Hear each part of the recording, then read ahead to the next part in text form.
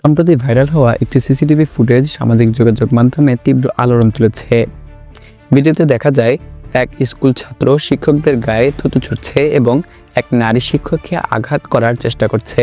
CCTV ফুটেজে আরও দেখা যায় এই শিক্ষার্থী বিশৃঙ্খলা সৃষ্টি করছে এবং একের পর এক শিক্ষক শিক্ষিকার সঙ্গে খারাপ আচরণ করছে।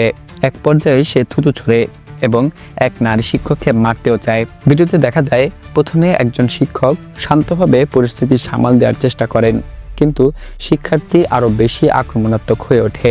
শেষ পর্যন্ত শিক্ষক রেগে গিয়ে কঠোরভাবে তাকে ধরে শাসন করেন, যা নিয়েই সবথেকে বেশি বিতর্ক তৈরি হয়েছে।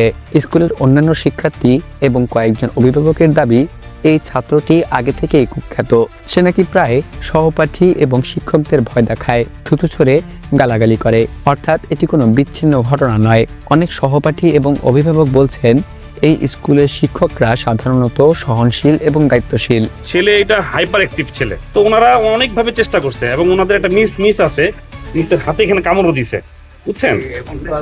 মিসের এখানে কামড় দিয়ে দাঁত বসিয়ে দিচ্ছে, ছাড়ে না দাঁত দিয়ে। উনি পরে অনেক কষ্টে এটা ঝাড়া দিয়ে ওনার এখানে ইয়ে হয়েছে, আপনার স্পট পড়ছে। এখন শুধু তো ওই যে সিসিটিভি ফুটেজে একটু কি আসলো ওইটা দেখে তো বিবেচনা করা যায় না, টিচারদের ব্যাপারটাও চিন্তা করতে হবে। আর না হলে পুরো ক্লাসরুমের সবগুলো সিসিটিভি ফুটেজ চেক করলে দেখা যাবে ওই বাচ্চা কি করে ক্লাসে। আমার সাথে আরেকটা গার্ডিয়ান, আমরা তিন দিন আমি ওই বাচ্চার ইয়েগুলো দেখছি যে ও কি করতেছে।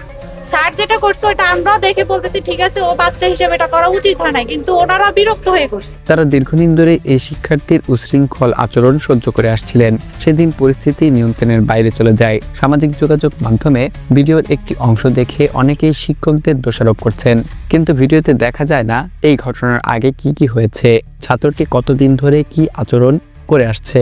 শারমিন মিসের গায়ে থুতু ফেলে ও শারমিন মিসের পুরো শাড়ি ভিজিয়ে ফেলছে। তারপর ও শুধু আমার বোনকে মারে। এই ঘটনা নতুন করে প্রশ্ন তুলেছে, একজন শিক্ষক কতদূর পর্যন্ত সহ্য করবেন? কোনো শিক্ষার্থী যদি নিয়মিত সহিংস হয় তাহলে কি শুধুই শিশু বলে সবকিছু মেনে নেওয়া উচিত?